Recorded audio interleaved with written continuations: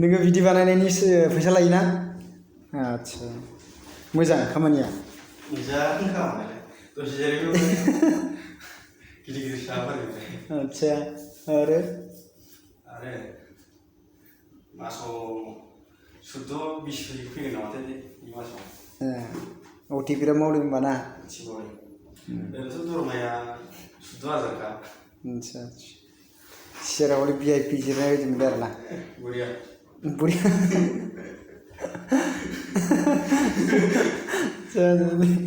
नामा मामोनलाय नोंना? दाखं नै बिथाङा दाखंनो बेयो अबे साइडनि? आङो फार्स्टआव आसामाव दंमोन।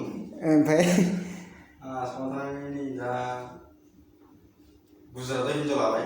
आच्छा गुजराती हिनजाव लादों होनबा ना? लायाखै माने हाबा जादों आरो जानायालाय। कर्ट मेरेज खालामगोन आरो? आच्छा दा बियो नै लोगोफोर बियो माने बिनि नामा दाखं बर' आरो ना? नामा ना दाखं बर'। ओमफ्राय टाइटेला मामोनलाय? हाग्रामा महिलारि आरो ना? आच्छा महिलारि दाखं महिलारि नामा? मानसिया मोनथामनिफ्राय सेलथावनिफ्राय खारबोनायनो ओमफ्राय नै बेयाव गुजरातआव खमैबो 10 बोसोर जाबाय नुयो मानसिया।